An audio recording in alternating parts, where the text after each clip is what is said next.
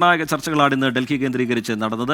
കേന്ദ്ര ആഭ്യന്തരമന്ത്രിയും പ്രതിരോധ മന്ത്രിയും സേനാ മേധാവിമാരും സംയുക്ത സൈനിക മേധാവിയും ഒക്കെ വിവിധ ഘട്ടങ്ങളിലായ യോഗത്തിന്റെ ഭാഗമാകുന്നത് നമ്മൾ കണ്ടു. അതിനുശേഷമാണ് സുപ്രധാനമായ തീരുമാനം വന്നത്. RSS മേധാവിയും പ്രധാനമന്ത്രിയെ കാണുന്നുണ്ടായിരുന്നു. എസ് വിജയകുമാർ ന്യൂസ് ഡെസ്കിൽ നിന്ന് വിവരങ്ങളുമായി ചേരുന്നുണ്ട്. വിജയകുമാർ, ഈ ആക്രമണത്തിന് പിന്നാലെ അതിർത്തിയിൽ സൈന്യം സർവ്വസജ്ജമാകുന്നത് പിന്നീടുള്ള മണിക്കൂറുകളിൽ നമ്മൾ കണ്ടു. ഏത് സാഹചര്യം അവിടെ ഉണ്ടായാലും അതിനെ മറികടക്കാനും അതിനെ പ്രതിരോധിക്കാനും ഒക്കെയുള്ള സന്നാഹങ്ങൾ ഒരു ഭാഗത്തൊരുക്കുമ്പോഴും മറുഭാഗത്തൊരു തിരിച്ചടിക്കുള്ള നീക്കങ്ങൾ, അതുമായി ബന്ധപ്പെട്ടുള്ള തന്ത്രങ്ങളൊക്കെ മെനയുന്നുണ്ട് രാജ്യതലസ്ഥാനത്തും അതുപോലെ അതിർത്തിയിലും. ഇപ്പോഴുണ്ടായിരിക്കുന്ന പ്രധാനമന്ത്രിയുടെ വസതിയിൽ ചേർന്ന യോഗത്തെ നമ്മൾ എങ്ങനെയാണ് കാണേണ്ടത്? ഇന്ത്യയുടെ റിയാക്ഷൻ ഉടൻ പ്രതീക്ഷിക്കേണ്ടതുണ്ടോ വിജയകുമാർ? റിജിത്ത്, തിരക്കിട്ട ചർച്ചകളുടെ ഒരു പകലാണ് നമുക്ക് മുന്നിലൂടെ കടന്നു പോകുന്നത്. ഡൽഹിയിൽ അതീവ രഹസ്യ അല്ലെങ്കിൽ അതീവ നാടകീയ ചർച്ചകൾ എന്നൊക്കെ പറയാവുന്ന തരത്തിലുള്ള തന്ത്രം മെനയിൽ ആണ് നമ്മൾ കണ്ടത്. 7 ലോക് കല്യാൺ മാർഗിൽ വൈകിട്ട് പ്രധാനമന്ത്രിയുടെ വസതിയിൽ, ഔദ്യോഗിക വസതിയിൽ നടന്ന യോഗം. അതിനുശേഷം ആഭ്യന്തരമന്ത്രി അമിത്ഷാ അവിടെ എത്തി. അദ്ദേഹം ഇപ്പോഴും അവിടെയുണ്ട്. RSS മേധാവി മോഹൻ ഭാഗവത് ഇപ്പോഴും അവിടെയുണ്ട്. അതിന് തൊട്ടു മുമ്പാണ് പ്രതിരോധ മന്ത്രിയും പ്രധാനമന്ത്രിയും 3 സേനാ മേധാവികളും സംയുക്ത സേനാ തലവനും പങ്കെടുത്ത വളരെ പ്രധാനപ്പെട്ട യോഗം. ആ യോഗത്തിൽ ഒരു ബ്ലാങ്ക് ചെക്ക് സുരക്ഷാ സേനയ്ക്ക് പ്രധാനമന്ത്രി ഇന്ത്യയുടെ രാഷ്ട്രീയ നേതൃത്വം കൊടുത്തു എന്ന് നമുക്ക് പറയാം. സ്ഥലവും സമയവും ലക്ഷ്യവും നിങ്ങൾക്ക് തീരുമാനിക്കാം, പക്ഷെ തിരിച്ചടി ഉണ്ടാകണം എന്ന് നേരത്തെ പ്രധാനമന്ത്രി മറ്റൊരു വേദിയിൽ ഒരു പൊതുയോഗത്തിൽ ഇന്ന് പറഞ്ഞതാണ്. നമ്മൾക്ക് മുന്നിൽ വലിയ ലക്ഷ്യവും കുറഞ്ഞ സമയവും എന്നത്. അപ്പോൾ അത് യഥാർത്ഥത്തിൽ ഭീകരതയ്ക്കെതിരായ പോരാട്ടം സംബന്ധിച്ചുള്ള ഒരു പരോക്ഷ സൂചനയാണ് പ്രധാനമന്ത്രി ഇന്ന് ഉച്ചയ്ക്ക് ഒരു പൊതുപരിപാടിയിൽ നൽകിയത്. അത് യഥാർത്ഥത്തിൽ വീണ്ടും ഇന്നത്തെ സുരക്ഷാ സേനകളുടെ തലവന്മാരുടെ യോഗത്തിൽ, പ്രതിരോധ മന്ത്രിയൊക്കെ ഉള്ള യോഗത്തിൽ അത് ആവർത്തിക്കുകയും ചെയ്തു. ഹാഷിം മൂസ എന്ന് പറയുന്ന പാകിസ്ഥാനിൽ പരിശീലനം ലഭിച്ച, പാക് സൈന്യത്തിൽ ജോലി ചെയ്ത ഒരു മുൻ സേനയിൽപ്പെട്ട പാകിസ്ഥാനിലെ സേനാംഗമാണ് ഈ ഭീകരപ്രവർത്തനത്തിന് നേതൃത്വം നൽകിയത് എന്നതിൻ്റെ തെളിവടക്കം വളരെ പ്രധാനപ്പെട്ട വിവരങ്ങൾ ഇന്ന് ലഭിച്ച ഒരു ദിവസം കൂടിയാണ്. അതുകൊണ്ട് പാകിസ്ഥാനാണ് ഇതിന് പിന്നിലെന്ന് ഇന്ത്യ സ്ഥാപിച്ചെടുക്കുകയും അത് സ്ഥിരീകരിക്കുകയും ചെയ്തിട്ടുണ്ട്. അതിൻ്റെ തെളിവുകൾ അടങ്ങുന്ന മുഴുവൻ വിവരങ്ങളും ലഭിച്ചിട്ടുണ്ട്. അപ്പോൾ അതുകൊണ്ട് ഇക്കാര്യത്തിൽ പാകിസ്ഥാന് മറുപടി നൽകുക എന്നത് ഇന്ത്യയുടെ രാഷ്ട്രീയ നേതൃത്വത്തിൻ്റെ തീരുമാനമാണ്. ആ തീരുമാനമാണ് ഉണ്ടായിരിക്കുന്നത്.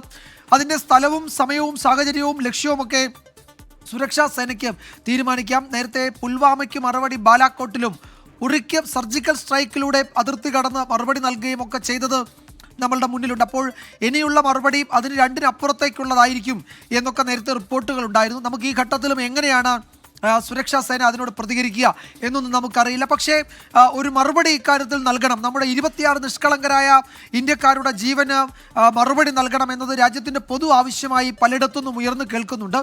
നേരത്തെ ഇപ്പോൾ പ്രധാനമന്ത്രിയുടെ ഓഫീസിൽ പ്രധാനമന്ത്രിയെ കാണുന്ന RSS മേധാവി പറഞ്ഞത് അയൽക്കാരെ ശിക്ഷിക്കുക എന്നത് രാജ്യധർമ്മമല്ല, പക്ഷേ അയൽക്കാർ നമ്മളുടെ ശത്രുവിനെ പോലെ നമ്മളോട് പെരുമാറിയാൽ ആ അയൽക്കാരനെ നമുക്ക് ശിക്ഷിക്കേണ്ടി വരുമെന്ന് മോഹൻ ഭാഗവതിൻ്റെ ഒരു പ്രസംഗം ഈ പഹൽഗാമിന് ശേഷം ഉണ്ടായത് വലിയ ചർച്ചയായതാണ്. അപ്പോൾ അതൊക്കെ മുന്നിൽ നിൽക്കുമ്പോൾ RSS മേധാവി പ്രധാനമന്ത്രിയെ കാണുന്നുണ്ട്.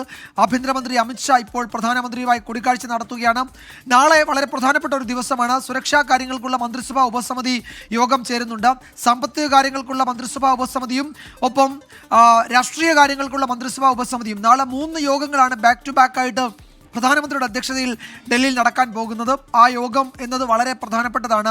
നാളത്തെ പകൽ നിർണായകമാണ്. അതിർത്തിയിൽ എന്തൊക്കെ നീക്കങ്ങളാണ് നടക്കുന്നതെന്നത് സംബന്ധിച്ച് സൂചനകളില്ല. നേരത്തെ ഹാഷ്മി സൂചിപ്പിച്ചതുപോലെ നമുക്കൊരു അഡ്വൈസറി ഉണ്ട്. അതനുസരിച്ച് മാത്രമേ മാധ്യമങ്ങൾക്ക് ഈ ഘട്ടത്തിൽ പ്രവർത്തിക്കാൻ കഴിയൂ. അതുകൊണ്ട് കിട്ടുന്ന മുഴുവൻ വിവരങ്ങളും നമുക്ക് പങ്കുവയ്ക്കുന്നതിന് ഈ സമയത്ത് അതിൻ്റെ അത്തരം ഒരു സാഹചര്യം കൂടിയല്ല എന്നതും എടുത്തു പറയേണ്ടതുണ്ട്. എന്തായാലും ഒരു കാര്യം ഉറപ്പാണ്, രാജ്യം അതീവ ജാഗ്രതയിലാണ്.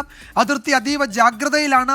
നമ്മുടെ സേനാ വിഭാഗങ്ങൾ സജ്ജരാണ്. ഓരോ ദിവസവും നാവികസേനയും വ്യോമസേനയും കരസേനയും അവരുടെ സോഷ്യൽ മീഡിയ ഹാൻഡിലുകളിൽ അവർ ഞങ്ങൾ റെഡിയാണ് എവിടെയും എപ്പോഴും എന്ന വളരെ ആവേശം നൽകുന്ന ആ സന്ദേശം ഓരോ ദിവസവും പങ്കുവയ്ക്കുന്നുണ്ട്. ഇന്നും നമ്മൾ അത് കണ്ടു. അപ്പോൾ സേനകൾ സജ്ജമാണ്. രാഷ്ട്രീയ നേതൃത്വത്തിൻ്റെ ഒരു ക്ലിയറൻസ് ഇന്ന് വൈകിട്ട് പൊളിറ്റിക്കൽ ലീഡർഷിപ്പിൻ്റെ ഒരു ക്ലിയറൻസും കിട്ടിയിട്ടുണ്ട്. ബാക്കി തീരുമാനങ്ങൾ സുരക്ഷാ സേനയ്ക്ക് ഉചിതമായ സമയത്തെടുക്കാം. ഈ ആക്രമണമുണ്ടായി ഇത്രയും ദിവസമായി. അപ്പോൾ സാഹചര്യങ്ങളാകെ നിരീക്ഷിച്ചു വരികയായിരുന്നു നമ്മൾ. ഇനിയിപ്പോൾ പാകിസ്ഥാനാണ് ഇതിന് പിന്നിലെന്നതിൻ്റെ തെളിവുകളടക്കം മുഴുവൻ വിവരങ്ങളും കേന്ദ്ര സർക്കാർ ലഭിക്കുകയും അത് ലോകത്തെ അറിയിക്കുകയും ചെയ്തിട്ടുണ്ട്. പ്രധാനമന്ത്രി തന്നെ നേരിട്ട് പല പ്രധാനപ്പെട്ട രാഷ്ട്രത്തലവന്മാരെയും വിളിച്ച് ഇക്കാര്യത്തിൽ പാകിസ്ഥാന്റെ പങ്ക് വ്യക്തമാക്കിയിട്ടുണ്ട്. ജയശങ്കർ അദ്ദേഹം ഈ ദിവസങ്ങളിലൊക്കെ വളരെ ഹെർക്കൂലിയൻ ടാസ്ക് ആയിരുന്നു. അദ്ദേഹം മുഴുവൻ ഇന്ത്യയുടെ അടുപ്പമുള്ള രാജ്യങ്ങളെയും വിദേശ രാജ്യങ്ങളിലെ മറ്റു പ്രതിനിധികളെയും നമ്മളുടെ നയതന്ത്ര വിദഗ്ധരെയും ഒക്കെ വിളിച്ച് എന്താണ് ഇക്കാര്യത്തിൽ പാകിസ്ഥാന്റെ റോള് എന്നത് സംബന്ധിച്ച ഇന്ത്യയുടെ വിവരങ്ങൾ നൽകുകയായിരുന്നു. നയതന്ത്ര വഴിയിലൂടെ പാകിസ്ഥാനാണ് ഇതിന് പിന്നിൽ എന്നതിൻ്റെ തെളിവുകൾ ആ രാജ്യങ്ങൾക്ക് കൈമാറുകയാണ്. അപ്പോൾ ഇനി ഒരു നിർണായക നീക്കത്തിനുള്ള ഒരുക്കമാണ്. അത് എപ്പോഴുണ്ടാകുമെന്നത് മാത്രമാണ് അറിയാനുള്ളത്. ആ തീരുമാനം സുരക്ഷാ സേനയ്ക്ക് പ്രധാനമന്ത്രി രാഷ്ട്രീയ നേതൃത്വം വിട്ടുകൊടുത്തിട്ടുണ്ട്. എപ്പോൾ വേണമെങ്കിലും അത് പ്രതീക്ഷിക്കാം. ശ്രീജിത്ത്, ശരി, അന്താരാഷ്ട്ര തലത്തിൽ പാകിസ്ഥാനെ ഒറ്റപ്പെടുത്താനുള്ള, നയതന്ത്ര തലത്തിൽ ഒറ്റപ്പെടുത്താനുള്ള നീക്കങ്ങൾ ഒരു ഭാഗത്ത് നടക്കുന്നു. അതിനിടയിൽ തന്നെ അതിർത്തിയിൽ പാകിസ്ഥാൻ തുടർച്ചയായി പ്രകോപനം തുടരുന്നുണ്ട്. അതിന് അതിശക്തമായ മറുപടി സുരക്ഷാ സേനയുടെ ഭാഗത്തുനിന്നുണ്ടാകുന്നു. ഏറ്റവും പ്രധാനമന്ത്രിയുടെ വസതിയിൽ ചേർന്ന യോഗത്തിലുണ്ടായിരിക്കുന്ന തീരുമാനമാണ്. ഒരു തിരിച്ചടി പഹൽഗാം ഭീകരാക്രമണത്തിന് രാജ്യത്തിന്റെ ഭാഗത്തുനിന്നുണ്ടാകും. അതിനുള്ള സമയവും തീയതിയും അതിന്റെ ലക്ഷ്യവുമൊക്കെ സൈന്യത്തിന് തീരുമാനിക്കാം എന്ന് പ്രധാനമന്ത്രിയുടെ വസതിയിൽ ചേർന്ന യോഗത്തിൽ തീരുമാനമായിരിക്കുകയാണ്.